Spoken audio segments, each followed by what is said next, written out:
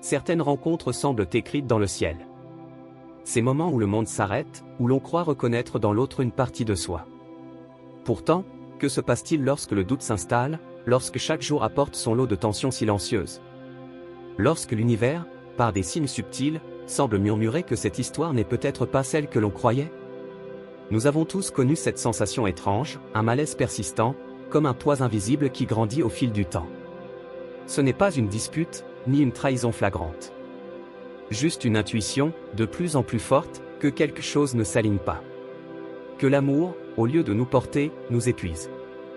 La psychologie jungienne nous éclaire ici. Lorsqu'une relation cesse de refléter notre vérité intérieure, l'inconscient se met en mouvement. Il envoie des messages, parfois douloureux, pour nous ramener vers nous-mêmes. Ces signes ne sont pas des punitions, mais des invitations à grandir. À cesser de fuir ce que nous savons, au fond, être juste.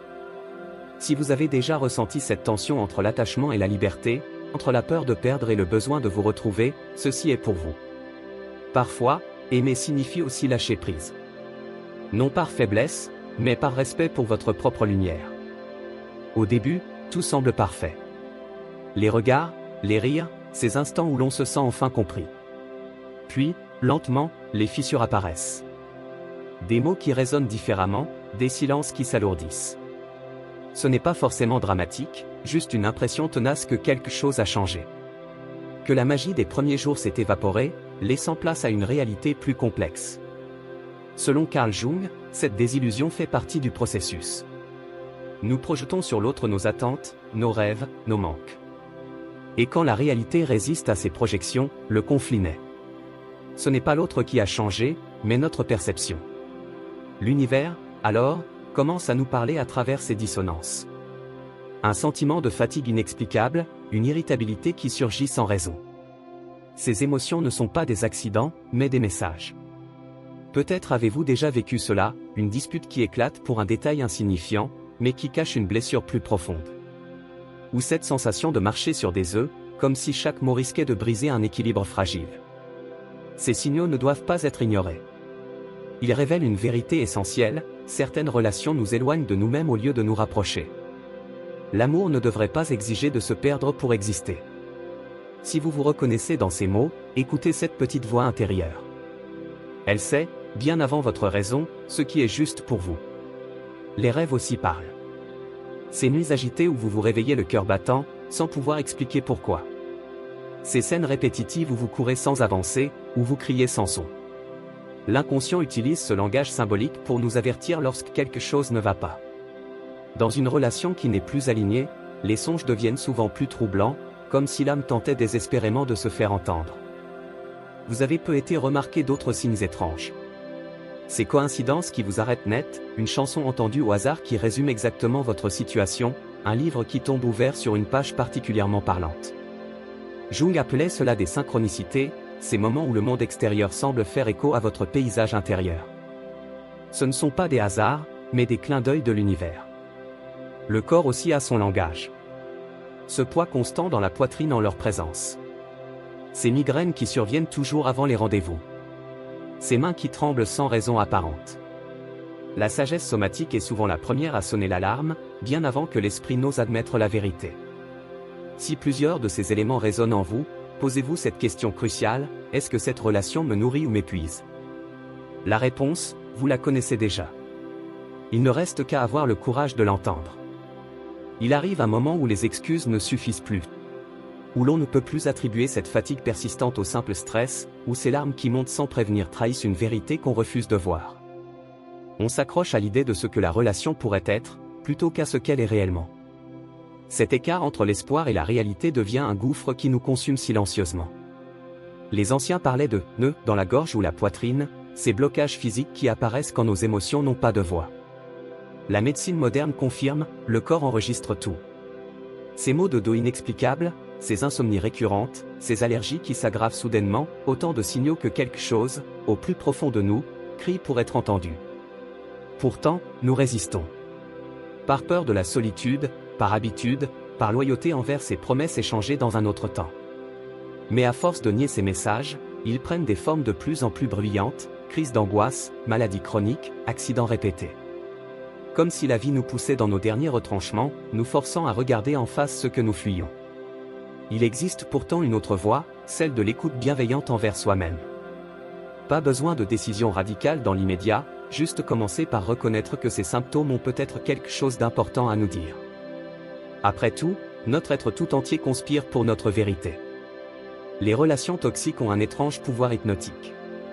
Plus elles nous blessent, plus nous nous y accrochons, comme si la douleur elle-même devenait une preuve d'amour. Ce paradoxe trouve ses racines dans notre histoire personnelle. Souvent, nous répétons inconsciemment des schémas appris dans l'enfance, confondant souffrance et familiarité.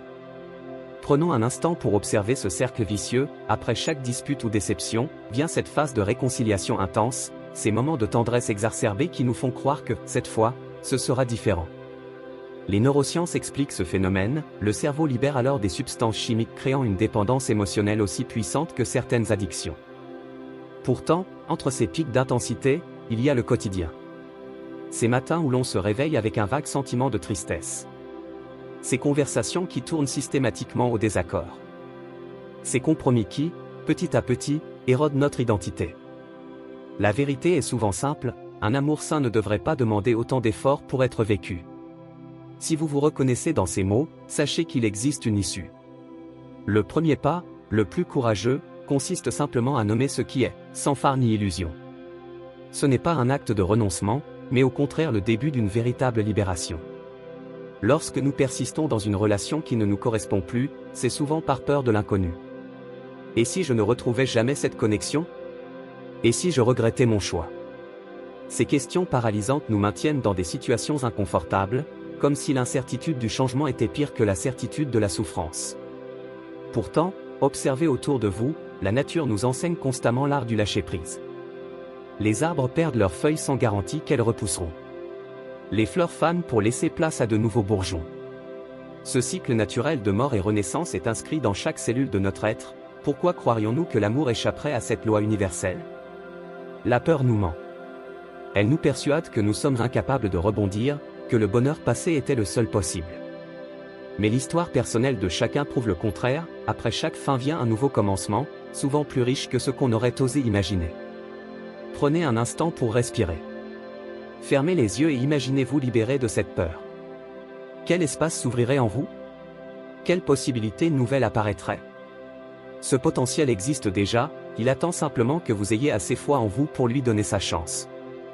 Il existe un moment charnière où la vérité s'impose avec une clarté aveuglante. Ce n'est pas forcément une grande scène dramatique, souvent, c'est une banale journée où soudain, au milieu d'une action ordinaire, une prise de conscience vous frappe, je ne peux plus continuer ainsi. Cet instant, bien qu'insignifiant en apparence, marque un tournant décisif.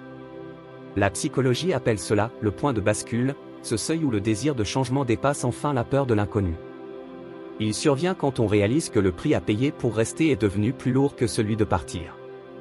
Curieusement, c'est souvent lorsqu'on est au plus bas qu'émerge cette force insoupçonnée, la détermination tranquille de qui n'a plus rien à perdre. Vous reconnaîtrez ce moment à plusieurs signes, les larmes se tarissent, le calme revient, et les décisions autrefois impensables deviennent évidentes. C'est comme si tout votre être, après des mois ou des années de résistance, disait enfin assez. Non pas avec colère, mais avec une certitude apaisée. Ce jour-là, quelque chose en vous change définitivement. Même si le chemin reste à parcourir, vous savez au fond de vous qu'un nouveau chapitre vient de commencer. Et cette fois, vous en serez l'auteur. Le véritable amour ne devrait jamais exiger de s'oublier soi-même. Pourtant, combien d'entre nous ont progressivement effacé leurs rêves, adouci leurs contours, pour se fondre dans le moule d'une relation ? Comme ces plantes qui se déforment en cherchant désespérément la lumière, nous avons parfois plié nos branches pour maintenir à tout prix une connexion qui, finalement, nous étouffait. Prenez un instant pour regarder en arrière.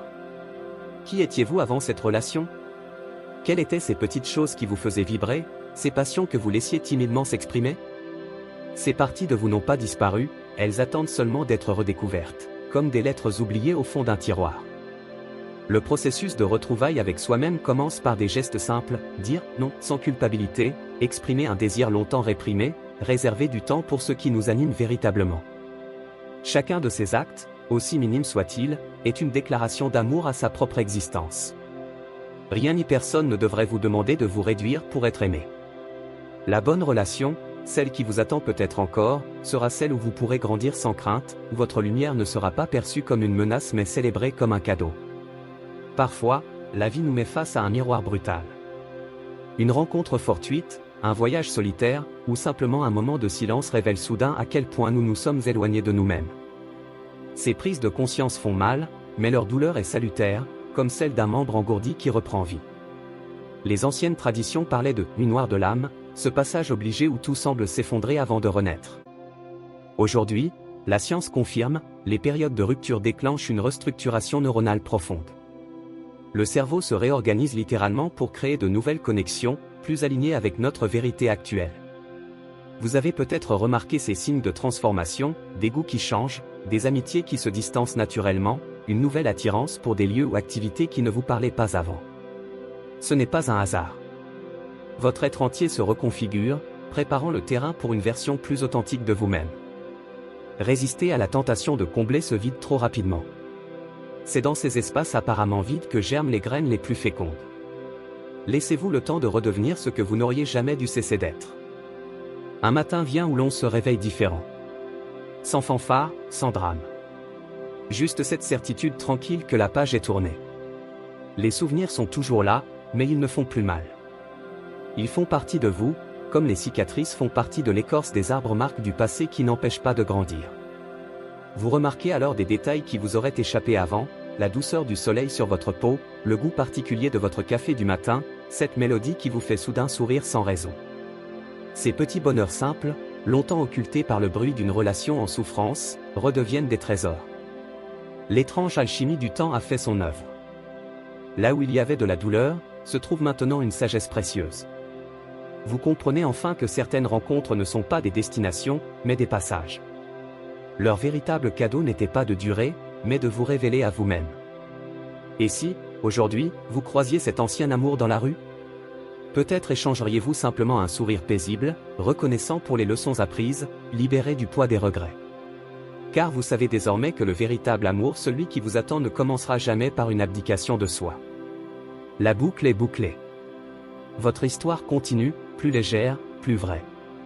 L'univers, après vous avoir guidé à travers les tempêtes, vous offre enfin des vents favorables.